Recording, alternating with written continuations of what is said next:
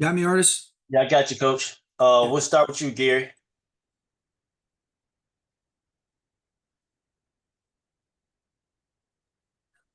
Hey, Sean. Hey, Gary. Um, any injury updates coming out of that game? Yeah, there were some typical bumps and bruises. The guys that'll be limited this week, but should still be good to go for the game. Troy Reader got his toe a little bit. We'll just kind of monitor and might be careful with him early on in the week, but he should be good. DeMarcus felt his groin a little bit, and then Alaric had some swelling in his knee, but all those guys should be okay. But those will be the guys that might be limited in the early parts of the week. Okay. What about Darius Williams? I believe would be eligible to return this week and play. What's kind of his timetable? Is he ready to come back, or what determination has been made there? Yeah, the plan is with him and Murchison to start their clocks. We'll get them on the grass, and then we'll see what that looks like. Are you optimistic that? I mean, I know that's a short run up for guys that have been out, but are you optimistic that they would be available, or do you think that's something that's going to come after the bye? I'm optimistic that we'll evaluate it. I don't want to put any unnecessary timetable on those guys, but I know they're making good progress. I think playing football and simulating some of the settings that occur in practice are going to be the best indicators, Gary, but they are making good progress. That certainly isn't something I would rule out the possibility of them going. How about Cooper? What's his situation? He'll still be out. Okay. And just finally, there was a play yesterday where they seemed to like stack or bunch four receivers on one side and then have DJ Moore work one-on-one against Trey White. Am I correct there? And if so, yeah. What's happening with your secondary in the back seven? How do you feel they're playing? Yeah, that's a play that they've run a lot, Gary. There's a couple different options that Caleb can activate based on how you respond to the 4x1 set, what the box looks like in terms of activating him as a runner or activating an individual part of that route, like you saw with DJ there. I think there's been, some good, and then, we've got to do a better job communicating consistently. There's been some things that have led to some disconnect. Obviously, penalties have been a big thing that have extended drives for people that, we've got to be able to avoid. But that play in particular that you alluded to was something that occurred in the game yesterday. Thanks very much. You're welcome. Jordan. Hey, Sean, wanted to ask you a similar question that I asked Matthew yesterday. In terms of the red zone issues, I fully understand how multifaceted and every game is unique, but in terms of the overall strategy, after 4 games, do you think there is anything that you guys revisit in terms of a strategy there, or is it still going to kind of proceed game by game? And if you do have some insight on that strategy, if you're able to share it.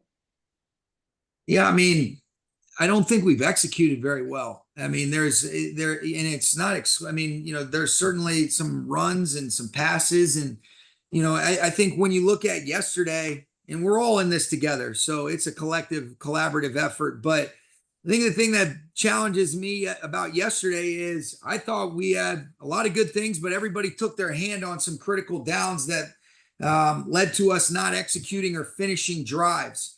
The one I didn't like the screen that I called to Colby that led to an OPI. That was something that, we had a chance to execute, but I don't think we had an understanding of what we were looking for there, and the execution reflected that. So I look at myself there. And then there were some opportunities with some other plays that I think we're capable of doing, what we should do that would lead to efficiency. So, and like you said, you prefaced it. We would have to watch drive by drive. Every play has its own story and its own entity. But in terms of our inability to execute and finish drives yesterday, we have to be a lot better. And that was one of the frustrating themes of that game for me. If you are seeing the execution issues come up like that, does that then sort of set your mind to potentially changing the way that you think about where guys are going to be and where you're placing, not even the type of call it will be, but who you're setting up to be in those situations? Yeah, that always goes into it, and the answer is yes, but there is an element of, okay, based on what we're asking, do we think they're capable of executing it better? And I'll be the first to tell you when there's situations that, I want to be able to do a better job, but we're continuing to figure it out. Offensive, consistency on offense is about, the edge, the energy, but the execution, and we have to use the techniques and fundamentals.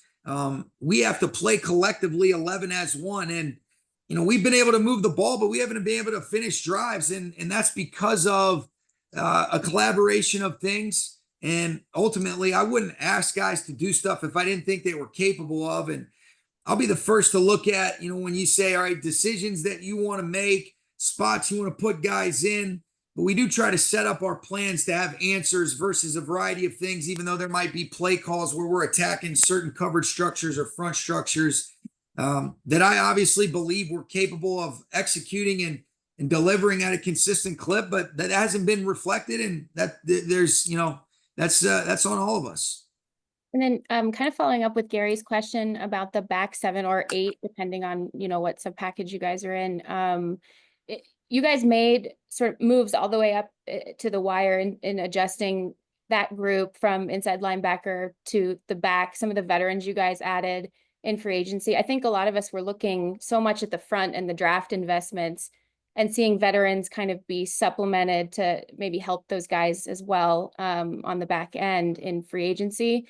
Are you seeing what you expected to see out of that group? I understand with Darius out, with JJ out, things are going to look a little bit different. That's a big part. I mean, you just mentioned it, so we've had guys in and out of the lineup.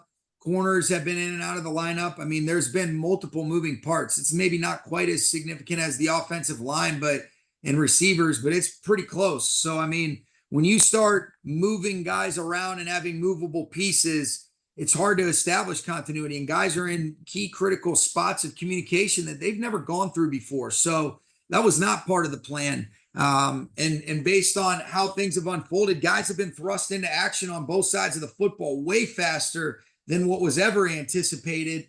But that's the reality that we're living in. And so there's definitely a lot of areas that it can be cleaner. But we got a lot of guys that are very new and things that, have to be more consistently executed and communicated, where we're all playing 7 as one. And there's been times we've done it, and it's been good. And there's been times where it's hurt us. Just one more, and thank you for taking the follow-up. Does that create a finer line to walk when you're waiting for maybe 1 or 2 players to come back to see if the group looks more cohesive in that communication element that you mentioned before? Or does that, what's the difficulty of like making changes too early, I guess I would say? That, just what you said, I mean, there's an element of, you're really trying to figure out a lot of these guys, in the midst of the season, which you'd like to be able to figure that stuff out in training camp and the repetition and what your identities want to be and what your identity is going to be. I think a big part of how we wanted to play defensively was predicated on what we thought our offense would be. And, those have impacts on the way that you try to build your team and things of that nature. But the reality is, this is the circumstance and the situation that we're in. You give respect to those guys yesterday, but I thought that we didn't do what we're capable of on both sides to come away with the result that I think we'd feel a lot differently. And the reason why I'm feeling that way is because those are things that I think we can control in regards to executing with the techniques and the fundamentals, communicating with clarity on what should occur on plays that affected our ability, whether it's offensively to finish drives or defensively giving them ops that they shouldn't have gotten based on what occurred in the earlier parts of the downs. And that's where it's, hey, we can't go back and change it, but let's understand and acknowledge the urgency, the communication, the techniques that's required to play quality football that gives you a chance to get the outcomes that you want. And that was not reflected yesterday. Thanks, Sean. You're welcome. Sarah. Sean, when you're talking about that lack of continuity because of injuries, is there anything you can do on a daily, weekly basis, or anything you do differently to try and fill in those gaps, either on the practice field or in the meeting room? Yeah, I mean, we try to be, the answer is, we're figuring that out as we go, because you try to learn your learners and understand, all right, what is it that they do well? And it's not about us. It's about adjusting and adapting. And we're in the midst of trying to figure that out. What can they handle? What have we done well? How can we build on that? What are the things that we're not doing well that maybe we anticipated? What are the different matchups that occur on a week-to-week basis? So it's meetings, it's an intentional approach to the practice settings, all the repetitions, how do you get those in the walkthrough settings while still staying within the parameters of kind of how we operate on a Wednesday, Thursday, Friday, and leading into Sunday with our Saturday stuff. So we are definitely trying to explore all avenues to figure out a way for us to play collectively better and adjust and adapt to the unforeseen circumstances that we're dealing with that nobody really cares about, and we have to be able to deal with it. Who are you leaning on in the building to do some of those things? That's everybody. I mean, that's coaches, that's players. I mean, this is a collaborative thing, and so there's got to be a communication, but there's also got to be an honest assessment of where we're at, where we're headed, and what do we need to be able to do. And so that's a weekly, a daily, an hourly thing that we're consistently trying to figure out that everybody has a hand in, Sarah. Where does it feel like you guys are headed? It feels like we've got to be able to move forward from last week. I mean, I thought, you look at last week, it was a positive deal. You can't ride the emotional roller coaster. I thought we had a good week of preparation. There were some things that were reflected throughout the week that maybe did rear its head in a negative way that occurred in the game yesterday. But there was multiple opportunities for us to take control of that game early on. I thought our defense came out ready to go.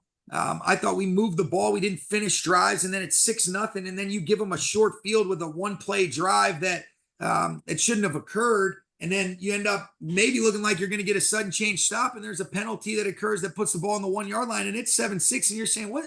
How did that end up happening? And we kind of stayed in it, and we had our opportunities to be able to ultimately come away with the result, but we didn't do it. And so there was positives. The negatives, I believe, are all correctable. So that's where I'm not discouraged, but I'm not joyful about the things that I think we could have done at a higher clip, and that's all of us in it together. But as competitors, this is not a fun feeling.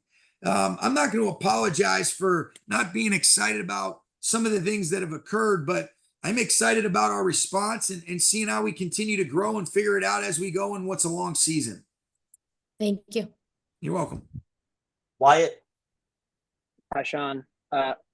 Jordan Whittington lead the team in targets and receptions yesterday. Was there a concerted effort to get him the ball? And what do you think about how he played? I thought he did a good job. He's getting familiar with, a lot of the different things that we're trying to do.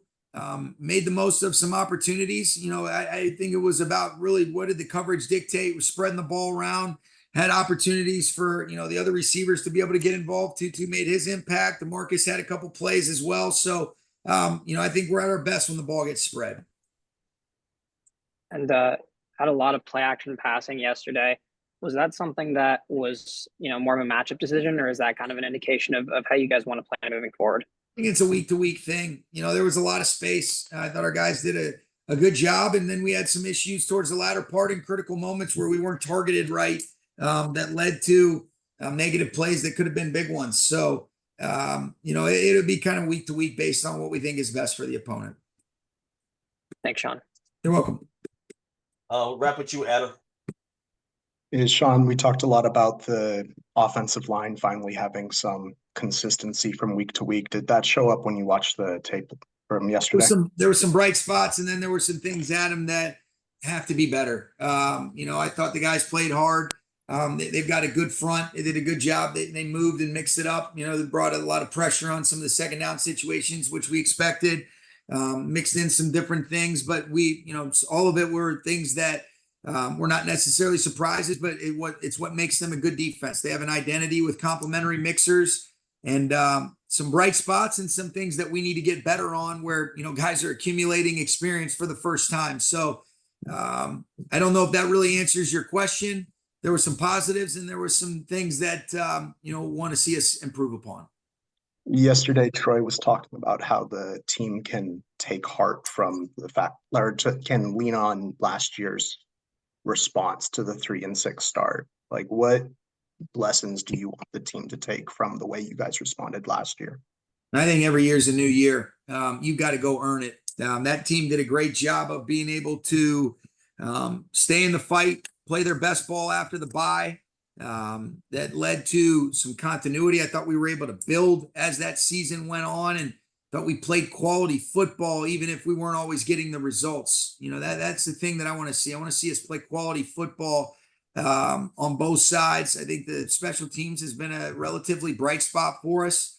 And if we do that, you give yourself the best chance. But you know, you're always in it, and you got to be able to. You can't allow whatever the current circumstances are to dictate the way that you move forward. I don't know exactly the tenor of the conversation, but I know Troy's always got the right mindset and mentality where it's like, hey, let's move on, let's apply it the right way. I would imagine that's what he's talking about, and that's what that team last year did. But this year's team has to figure out how to find that in them to be able to do those things that team did.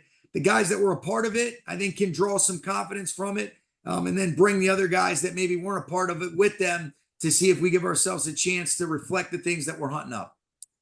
Thanks, Sean. You're welcome. Thanks, Coach. All right. Thanks, guys.